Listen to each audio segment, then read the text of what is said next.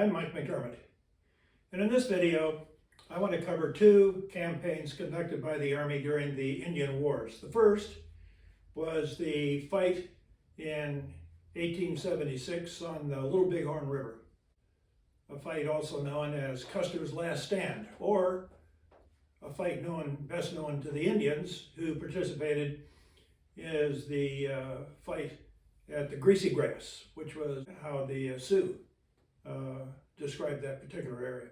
And in the second case, we're going to take a look at Chief Joseph and the Nez Perce and their desperate efforts to get out of the United States and to join other Indians in Canada.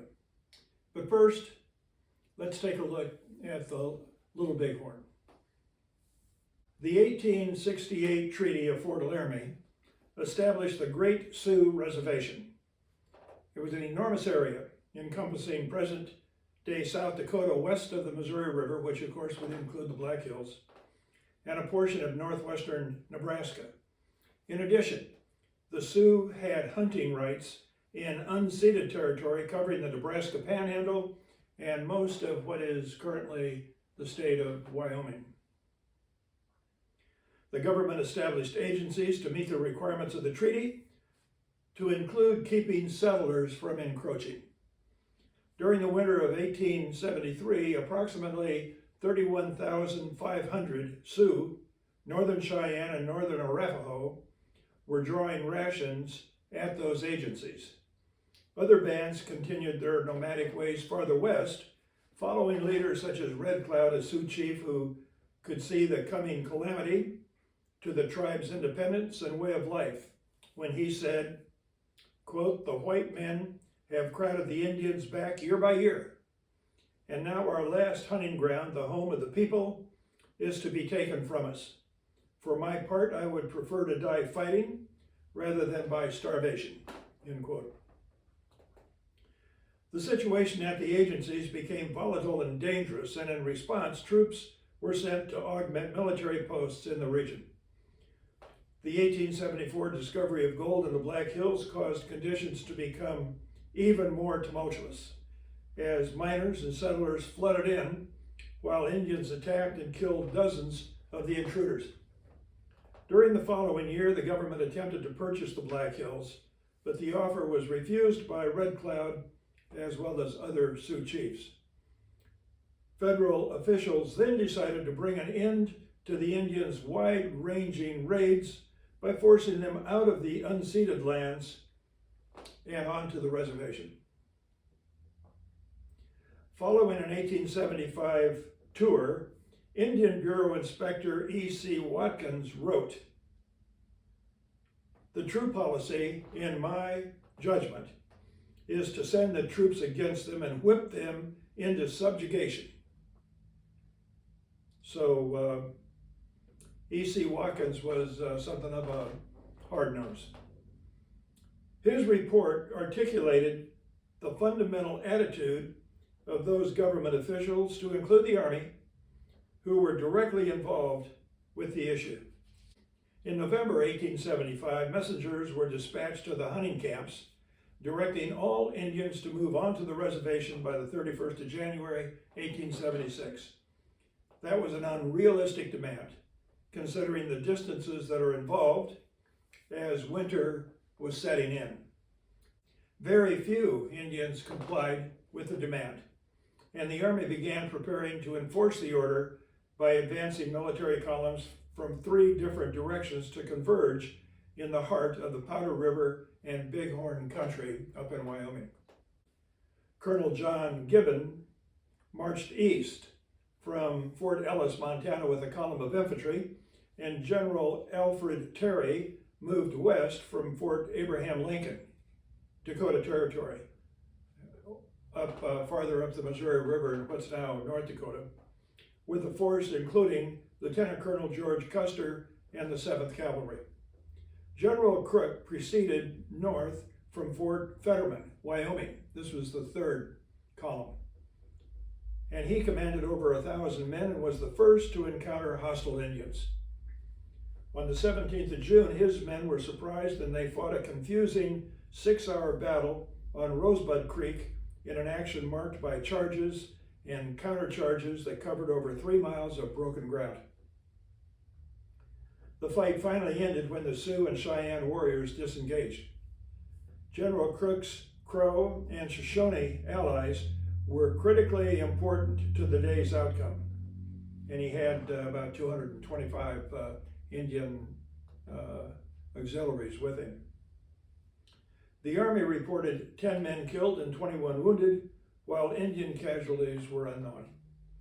Following the action, General Crook withdrew from the area and waited for supplies, taking no part in the Battle of the Little Bighorn, which occurred 8 days later.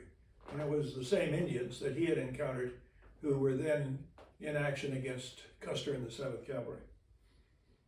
Also, on the 17th of June, General Terry's force of 925 soldiers departed Fort Abraham Lincoln in Dakota Territory to meet Colonel Gibbon's 450 men on the Yellowstone River in Montana.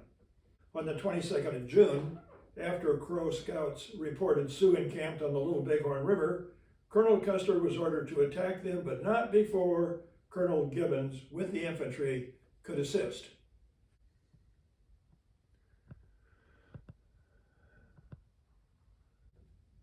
After departing, with some final verbal instructions from General Terry, Colonel Custer and the 7th Cavalry initially marched south on Rosebud Creek, and then turned west when they located a major Indian trail and crossed into the valley of the Little Bighorn River early on the 25th of June.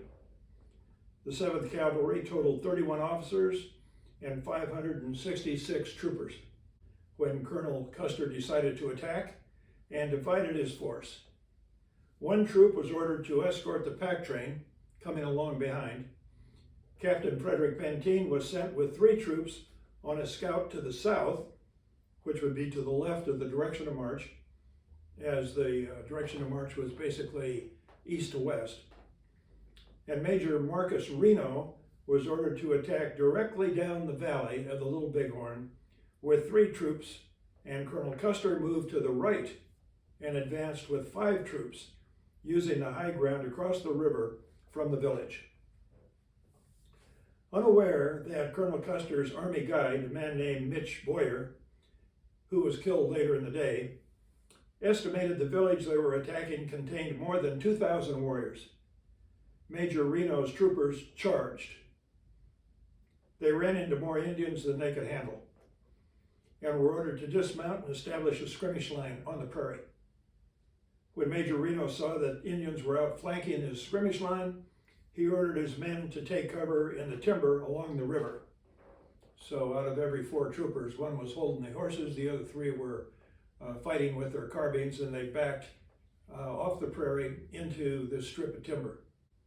Then, recognizing that they were in danger of being overwhelmed by aggressive Indians, he ordered the troopers to mount and get across the river so they could climb up a gully onto a bluff. The Indians pressed them hard, some mingling with the frantic soldiers in the river.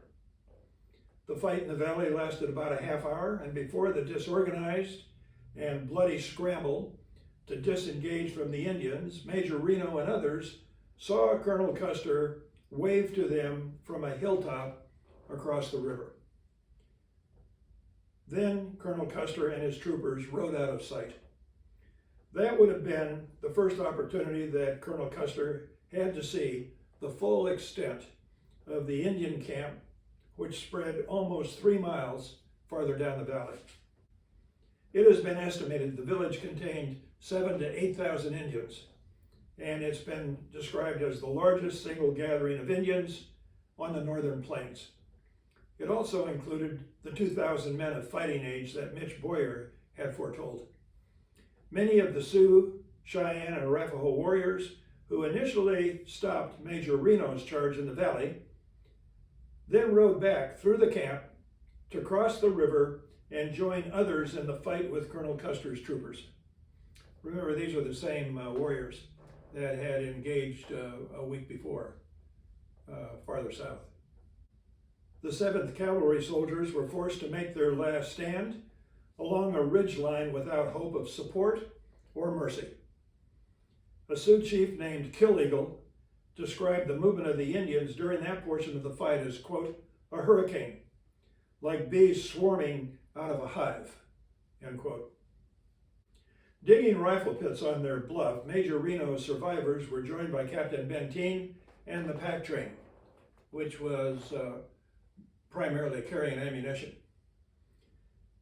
They could hear distant firing, and an attempt by some to join Colonel Custer was soon driven back by Indians. Throughout that afternoon and the next day, warriors continued to attack Major Reno's position. Finally, early on the 27th of June, the Indian camp began packing up and moving toward the Big Horn Mountains. And in fact, from that bluff, Major Reno and his troops could see the camp being, the teepees being torn down and the camp beginning to move. The reason for their departure became clear later that day when General Terry's column appeared marching up the valley to discover the bodies of Colonel Custer and his men before providing assistance at Major Reno's position. Of the 597 officers and men present for duty the morning of the 25th of June, 265 had been killed and 52 other soldiers were wounded when the action ended. 6 of those wounded later died. Indian losses were estimated at 100, although after warriors with multiple names were sorted out, only 31 Indians were eventually identified as killed during the fight, both with Custer and at Reno's site. The Army responded by assembling thousands of soldiers to pursue hostile Indians. On the 9th of September, Captain Anson Mills attacked a Sioux camp of 37 lodges at Slim Buttes, which is in the northwestern corner of South Dakota. And in late October, Colonel Miles engaged about 500 warriors in a 2-day running fight along the Yellowstone River. On the 25th of November, 200 lodges were located on the Powder River in present-day Wyoming, and they were destroyed after a desperate hand-to-hand fight. Sitting Bull's camp of about 120 lodges on the upper Missouri was overrun on the 18th of December, and Colonel Miles then had an inconclusive fight with several hundred Sioux and Cheyenne warriors on the 8th of January, 1877, at Wolf Mountain on the Tongue River in Wyoming. By late spring, most of the Indians had decided to return to the reservation, while some followed Sitting Bull into Canada, where they remained until 1881. The old incorrigible Sitting Bull then returned to settle at Standing Rock Agency, where he antagonized the government agent by encouraging the Sundance movement. The Sundance, when it was adopted and became popular among the Sioux, took on a distinctive Sioux militaristic variation. On the 15th of December, 1890, during a gunfight with a detachment of 43 Indian police, no white men involved in this, Sitting Bull and 7 of his followers and 8 of the Indian policemen were killed in the front yard of Sitting Bull's house on Standing Rock Agency. In 1863, the government dictated a treaty which greatly diminished the size of the Nez Perce Reservation in the Pacific Northwest.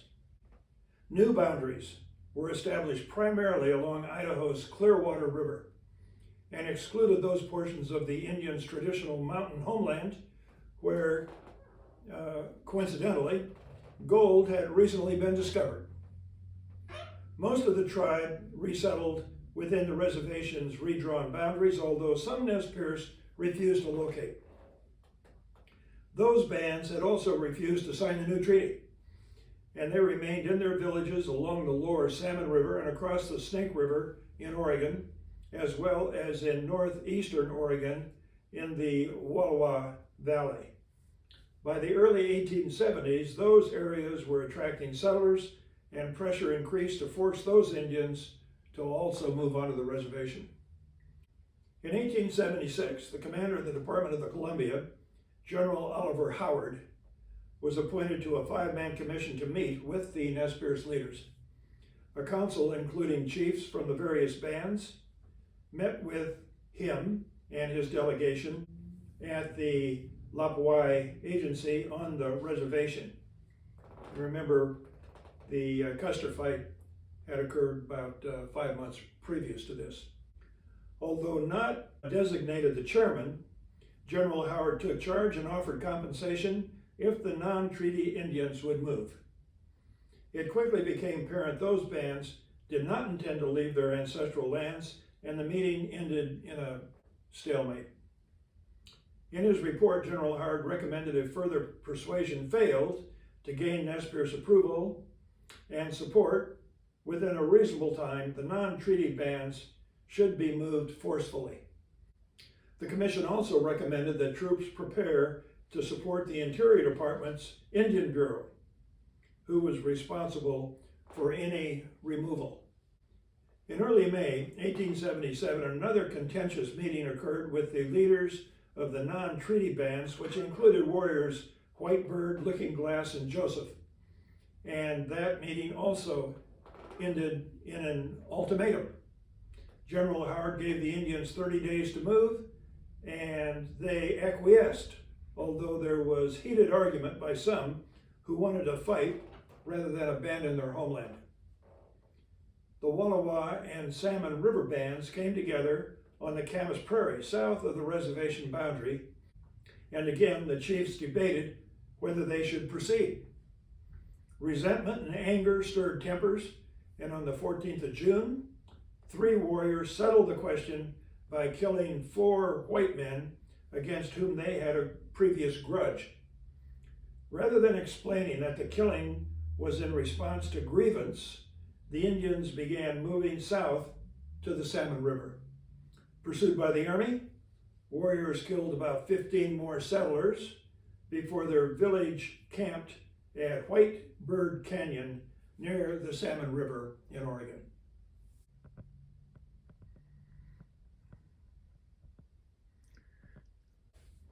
On the 17th of June, cavalry and Idaho volunteers totaling 121 men attacked the camp and found themselves in a desperate fight, resulting in confusion and a hasty retreat. Once the command was reassembled, they counted 63 carbines that had been lost and 34 men who had been killed. With only 3 warriors wounded, the Indians displayed a level of leadership and fighting ability that embarrassed the army. General Howard then gathered together 4 troops of cavalry, 6 companies of infantry, and 5 companies of artillery who were serving as infantry to pursue the Indians, who then numbered some 300 fighting men and about 500 women and children. On the 11th of July, scouts located the fugitives on the Clearwater River, and although his 277 soldiers were initially forced into a defensive perimeter, they eventually captured the Nez Perce village the following day. The army had 15 men killed and 25 more wounded, while the Indians again showed a talent and a desire to fight.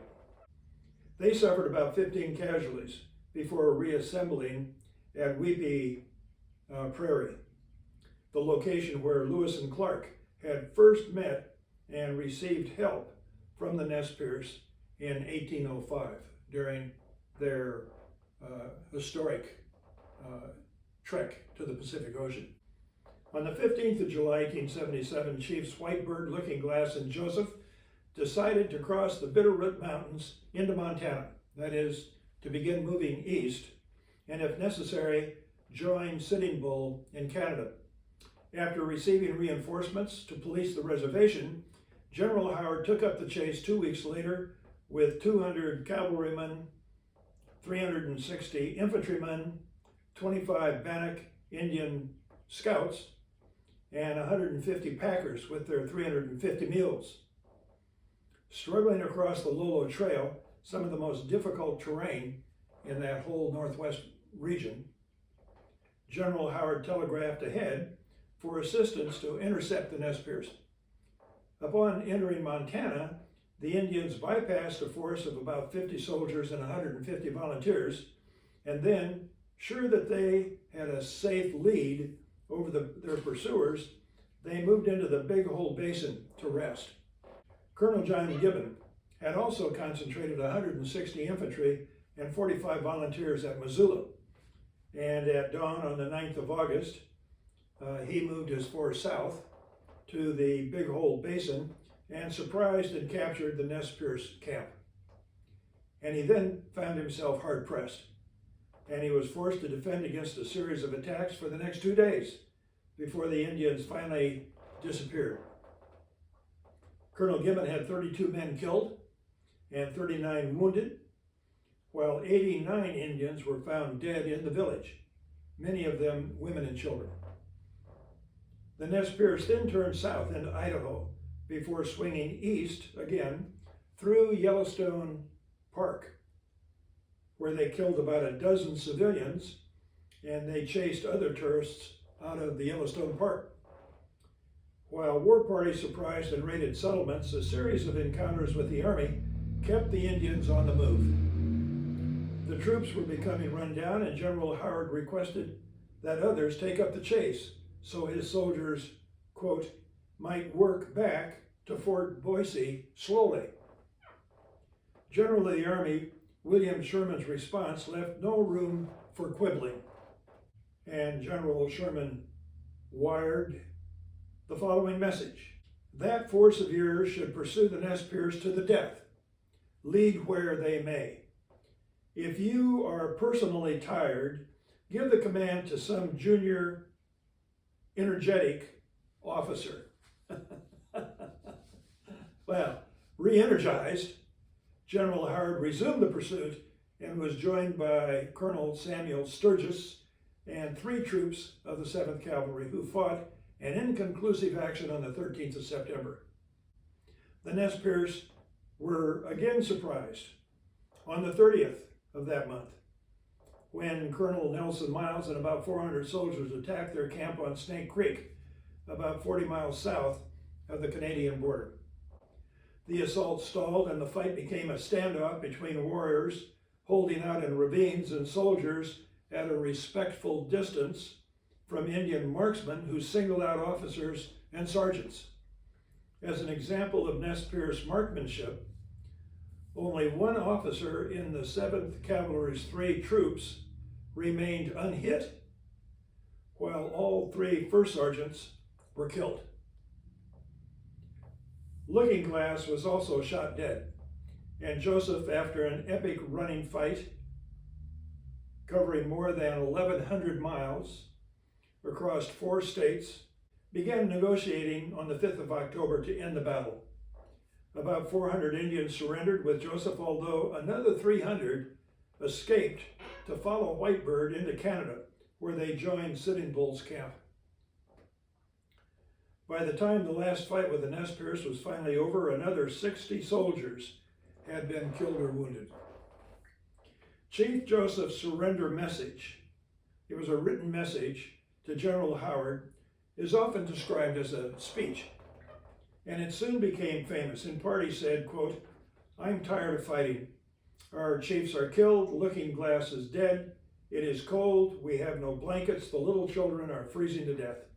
My people, some of them, have run away to the hills and have no blankets and no food. No one knows where they are, perhaps freezing to death. I am tired. My heart is sick and sad. From where the sun now stands, I will fight no more forever, end quote. Colonel Miles later commented concerning his experience with this particular group of Indians. And he wrote, the Nez Perce are the boldest men and the best marksmen of any Indians I have ever encountered. And Chief Joseph is a man of sagacity and intelligence. And this is a telling comment from Colonel Miles, who had years of experience on the frontier, dealing with a variety of Indian tribes. Please make any comments that you feel might be appropriate. And until the next video, God bless each and every one of us, and God bless America.